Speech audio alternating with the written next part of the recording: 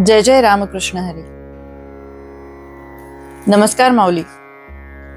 आपल्या मागील अध्यायामध्ये आपण श्रीरामचंद्र यांनी अक्राळ विक्राळ चेहऱ्याची ताटिका राक्षसिणीचा वध केला ही कथा ऐकली. कामाश्रमात निबिड अरण्यामध्ये अगस्ती मुनींचा आश्रम होता.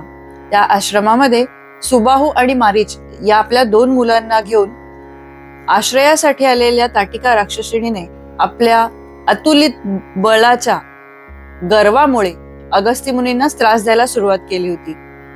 मोठा आव असून तिने त्यांना गिळण्यासाठी प्रयत्न केले होते.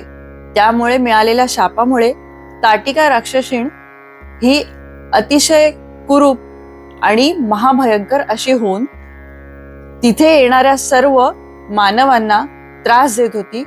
तिथले सगळे वनचर तिने संपून टाकले होते आणि ते अरण्य पूर्ण निबिड आणि अतिशय भयंकर असे झाले होते. या भयंकर शापातून श्रीराम व लक्ष्मण यांनी ताटिका वधाने मुक्तता केली. यानंतरचा कथाभाग आपण आता ऐकणार आहोत. श्री एकनाथ महाराज विरचित भावार्थ रामायण संक्षिप्त रूप कथा स्वरूप बालकांड अध्याय 13 यातील ताटिकेचा पुत्र सुबाहू याचे निर्दलन रामाने केले ही कथा आपण आता ऐकणार आहोत. श्री गणेशाय नमः. श्री रामचंद्राय नमः. विश्वामित्र राम लक्ष्मणासह सिद्धाश्रमात प्रविष्ट झाले. त्यांच्या निवासामुळे तो सिद्धाश्रम पुढे फार प्रसिद्धीस आला. रात्री तेथे सुखाने निद्रा करून विश्वामित्रांनी दुसऱ्या दिवशी उठल्यानंतर सर्वांची प्रातःकालीन कर्मे झाल्यावर श्री राम व लक्ष्मण यांना धनुर्विद्येतील सर्व अस्त्रांचे मंत्र शिकवण्यास प्रारंभ केला. मंत्र, त्याचा जप, न्यास, विनियोग, त्याचे संरक्षक कवच, बीजाक्षर व कोणत्या अस्त्रानंतर कोणते अस्त्र वापरायचे याचे प्रशिक्षण दिले. अस्त्र आपल्यावर उलटू नये यासाठी करावयाचे उपाय अर्थात निज रक्षणार्थ कवच हेही शिकवले. अनेक शस्त्र आणि त्यांचा उपयोग शिकवला. चक्र, गदा, खडग, शूल व शक्ती यांचे उपयोग शिकवले. मल्लविद्या शिकवली. मंत्रांच्या सर्व देवता क्रमाक्रमाने प्रकट झाल्या व त्यांनी राम लक्ष्मणांना वंदन केले. मंत्रांचे नुसते स्मरण करताच त्या सेवेस हजर राहतील व मंत्रांचा जप करण्याची आवश्यकता पडणार नाही असा वर सर्व देवतांनी दिला. एकदा सांगताच श्रीरामाला व लक्ष्मणाला सर्व युद्धशास्त्र अवगत झाले. त्यांची विद्या पूर्ण झाली. विश्वामित्रांना परम आनंद झाला. देवही आनंदित झाले. यामध्ये सांगितलेल्या अस्त्रविद्या, यामध्ये सांगितलेली शस्त्र, या प्रत्येक युद्धशास्त्राची सखोल माहिती श्री एकनाथ महाराज विरचित संपूर्ण भावार्थ रामायण सविस्तर रूपात जे आहे त्यातून आपण पाहणार आहोत. या कथाभागात सांगितल्याप्रमाणे ज्या अस्त्र आणि शस्त्रविद्या विश्वामित्रांना आणि वशिष्ठांना श्रीरामांना शिकवण्यासाठी, त्यांना अवगत होण्यासाठी उचित वाटल्या, त्या सर्वांची काही नावं आणि त्याबद्दलची सविस्तर माहिती श्री भावार्थ रामायण एकनाथ महाराज विरचित या सविस्तर आणि मोठ्या ग्रंथातून मी आपल्यासाठी मुद्दाम आज सांगणार आहे. कथा स्वरूपात ज्या वेळेला संक्षिप्त रूपात आपण भावार्थ रामायण ऐकतो आहोत त्यामधील काही संदर्भ मी मुद्दाम इथे स्पष्ट करून सांगत आहे, कारण याची वाच्यता किंवा याची माहिती बऱ्याच प्रमाणात आपल्याला नाही. तर आपण आता जाणून घेऊया. विश्वामित्र म्हणाले, हे श्रीराम लक्ष्मणा, हे अस्त्र अभिग्रहण करताना त्रिशुद्धीने सावधान व्हावे. मागे आपण शिकलेल्या बीजमंत्रांचे उच्चारण करून या अस्त्रांना धारण अथवा त्यांना सोडता येणे शक्य आहे. बीजमंत्राचे उच्चारण करता क्षणी अस्त्र प्रगट होईल आणि तत्काळ मनी धारण केलेले कार्य करण्यासाठी ते निघून जाईल. मग दिलेले कार्य पूर्ण करूनच पुन्हा तुमच्या हातात येईल. अशा प्रकारे विश्वामित्रांनी आपल्या दोन्ही शिष्यांना बीजमंत्राने अस्त्र धारण करण्याची शिक्षा प्रदान केली. आता या अस्त्रांची नावे आपण पाहूयात. कन्नगास्त्र, गरुडास्त्र, अग्नी अस्त्र, पर्जन्य अस्त्र, वायव्यास्त्र, पर्वतास्त्र, वज्रास्त्र, सोमास्त्र, हिमास्त्र, क्रोधास्त्र, नंदिकास्त्र, गंधवास्त्र, आदित्यास्त्र, हृदय शिरोस्त्र, विरग्नास्त्र, विरोधास्त्र, दुर्मनास्त्र, सर्पघ्नास्त्र, घोरास्त्र, अधोरास्त्र, घोर घोरास्त्र हे असे अत्यंत दुर्मिळ, भयंकर आणि अतितापी अस्त्र विश्वामित्रांनी श्रीरामांना प्रदान केले. त्याचबरोबर संतापास्त्र, अतितापास्त्र, घोषणास्त्र, दानवास्त्र, पिशाचिकास्त्र, पिपलिकास्त्र, विद्याधारास्त्र अशी मारक अस्त्रे, वृक्रास्त्र म्हणजे लांडग्याचे अस्त्र, जंबुकास्त्र, शुचिकास्त्र, मानवास्त्र, वृश्चिकास्त्र, अष्टस्त्र अशी विजेसारखी असणारी अस्त्रे, कंकाळास्त्र, कालिकास्त्र, सूचिकास्त्र, विचुकास्त्र, चंडास्त्र, प्रचंडास्त्र, वितंडास्त्र अशी दाहक म्हणजे जाळणारी अस्त्रे, संवर्तकास्त्र, विखंडास्त्र, दंडनास्त्र, शीतकास्त्र, वातास्त्र, वंशिकास्त्र अशी महाविध्वंसक अस्त्रे, मायास्त्र, मोहनास्त्र, तानास्त्र, घातनास्त्र, मातंगी दहनास्त्र, ब्रह्मकाळ पालकास्त्र अशी रक्ताचे प्राशन करणारी अस्त्रे, भीमास्त्र, भयनाकास्त्र, शुंग्रास्त्र, भृंग्रास्त्र, क्रूरास्त्र, भैरवास्त्र, करालास्त्र अशी उग्र अस्त्रे, वारुणास्त्र, दारुणास्त्र, काळरुद्रास्त्र, कार्तिकेयास्त्र, कपालास्त्र, भद्रास्त्र, वामनास्त्र अशी विघातक अस्त्रे, संकर्णास्त्र, नारायणास्त्र, शंकरास्त्र, नृसिंहास्त्र, वामनास्त्र, प्रद्युम्नास्त्र, मदनास्त्र अशी महाप्रतापवान अस्त्रे, इशिकास्त्र, तृणशलाका अशी प्रचंड घातकी अस्त्रे आणि त्यामधील सर्वात प्रख्यात असे पशुपातास्त्र ज्याचा महिमा तिन्ही लोकात आहे. ब्रह्मास्त्राचा बीजमंत्र उच्चारताच ते प्रकट होऊन चराचर भेदून टाकण्याचे सामर्थ्य ठेवते. म्हणूनच या अस्त्राचे जीवापाड जतन करणे आणि अत्यंत गरजेच्या वेळीच त्याचा उपयोग करणे आवश्यक आहे. ब्रह्मास्त्र याचा उपयोग केला असता संपूर्ण पृथ्वीचा विध्वंस ते करून टाकेल. त्यामुळे ते धारण करण्यास समर्थ अशा व्यक्तीलाच द्यावे असे मत आहे. हे अस्त्र जो जतन करू शकतो तो अत्यंत कठीण प्रसंगामध्येही याचा वापर अत्यंत स्थिर बुद्धीने करतो. हे अस्त्र सर्व अस्त्रांमध्ये कुशल असे अस्त्र आहे आणि याचे जतन करणाऱ्याला सर्व अस्त्रांची प्राप्ती झालेली असते. आतापर्यंत येथे सर्व अस्त्रांची माहिती व त्याचे धारण करण्याचे बीजमंत्राचे अध्ययन झाले. त्याचे उपयोग करण्याची शास्त्रविधी पद्धत मी तुम्हाला सांगतो.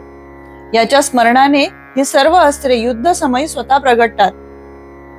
त्याचप्रमाणे वायुचक्र, विष्णुचक्र, कूर्मचक्र, काळचक्र, नक्रचक्र, अतिवक्र असे अतिदुर्धर मर्दन करणारे कंदनाकार चक्र आहेत. शूळ, त्रिशूळ, महाशूळ हे एका घावात 4 देहाचे तुकडे करतात. त्यामुळे कळीकाळ सुद्धा त्यांच्या समोर येण्यास थरथर कापतो. कौमोदक आणि शिवोदक अशा 2 अलौकिक गदा आहेत. मोहमायेचे पाश ते एका घावात तोडून टाकण्यास अतिप्रसिद्ध आहेत, म्हणून त्यांचा दरारा तिन्ही लोकांमध्ये आहे. दोन्ही खडक अतिशय ताकदवान आहेत. एक जीवाचा छेदक आहे तर दुसरा कल्पनेचा छेदक आहे, म्हणून सर्व लोक त्यांना थरथर कापतात.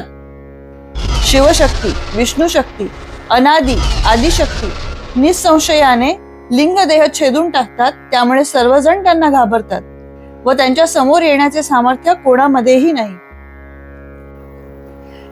अशा सर्व अस्त्रांमध्ये पारंगत झालेले श्रीराम व लक्ष्मण हे आपण युद्धासाठी तयार होत आहेत हे जाणून घेतले. त्यानंतर आता आपण कथा भागाकडे परतत आहोत.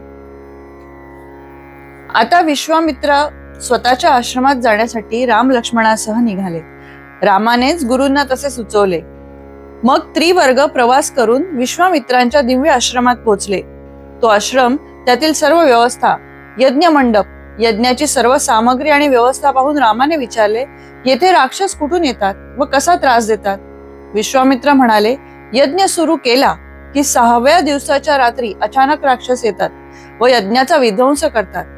जो 6 दिवस जागता पहारा ठेवील त्यालाच राक्षसांचा वध करण्याचे सामर्थ्य असेल. श्रीराम म्हणाले, मी 6 दिवस अहोरात्र यज्ञ मंडपाच्या द्वारी धनुष्यबाण सज्ज करून उभा राहतो असे म्हणून राम व लक्ष्मण दोघेही पहारा करण्यास सज्ज झाले. नेहमीच्या यज्ञात अग्नी आहुती अर्पण करतात तसाच क्षत्रियांचाही रणरूपी यज्ञच असतो व त्यात वीरांच्या आहुती पडतात. रणरूपी यज्ञात सर्व सामग्री वेगळीच असते. रामायणात श्रीरामाने पुढे जे रणयज्ञ चालवले त्यात राक्षसांच्या आहुती दिल्या व देवांना तृप्त केले. या यज्ञाच्या रक्षणासाठी राम लक्ष्मण आता द्वाराजवळ सज्ज झाले. विश्वामित्रांनी व इतर ऋषींनी यज्ञाला प्रारंभ केला. राक्षसांना ते कळताच ते धावून आले, पण राम लक्ष्मणांनी त्यांना पळवून लावले. सुबाहू हा राक्षस सैन्यासह तेथे आला व त्याने रामाशी युद्ध आरंभले. ताटकेचा सूड घेऊ असं म्हणत त्याच्याबरोबर इतरही असुर गर्जना करत गगनमार्गे उडत आले. त्यांनी यज्ञकुंडात रक्तमांस टाकले, ब्राह्मणांना घाबरवले. तेवढ्यात सुबाहूवर रामाने शरवर्षाव करून सुबाहूला त्रस्त केले. तेव्हा मारीच हा त्याचा कैवार घेण्यासाठी धावला. त्याच्याबरोबर प्रचंड आरोळ्या ठोकीत राक्षस धावले. त्यामुळे यज्ञकर्ते विप्र लोक फारच घाबरून ओरडू लागले. रामाने लक्ष्मणाच्या मदतीने इतर राक्षसांचा निपात केला. सुबाहू आणि मारीच दोघे गदा युद्ध खेळण्यासाठी आले. त्यावेळी सुबाहूची गदा रामाने चूर्ण केली. मारीचाने मुद्गल, शूल, त्रिशूल अशी शस्त्रे मारण्याचा प्रयत्न केला, पण रामाने ती सर्व पाडून टाकली. लगेच रामाने अग्निअस्त्र योजून बाण सोडला. त्या बाणाचा वेग प्रचंड होता. अग्नीच्या ज्वाळांसारखाच त्याचा पिसारा होता.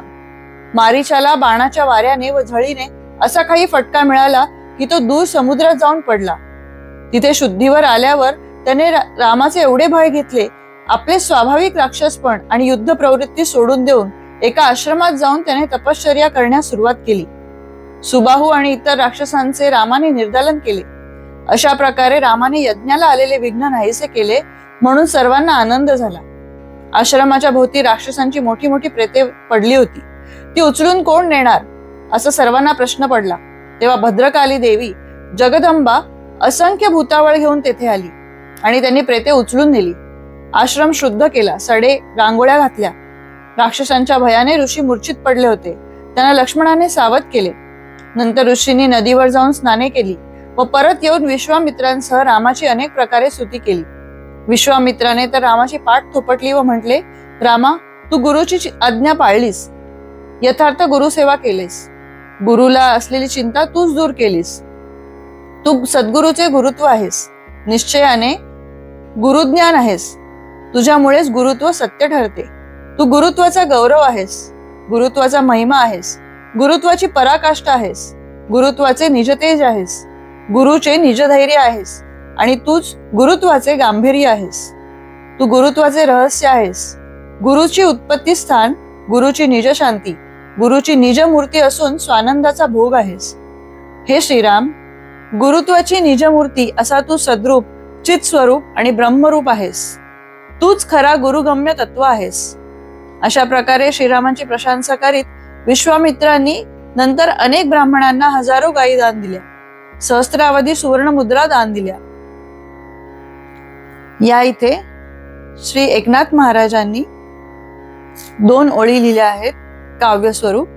राम निवटिले राक्षसगण, ऋषींचा सिद्धी पावला यज्ञ, झाले ब्राह्मण भोजन, रघुनंदन निज विजयी. श्री भावार्थ रामायण बालकांड सुबाहू निर्दालन नावाचा 13वा अध्याय आपण समाप्त करत आहोत. जय जय श्री गुरुदेव दत्त. जय जय रघुवीर समर्थ. श्री एकनाथ महाराजार्पणमस्तु. श्री सीतारामचंद्रार्पणमस्तु.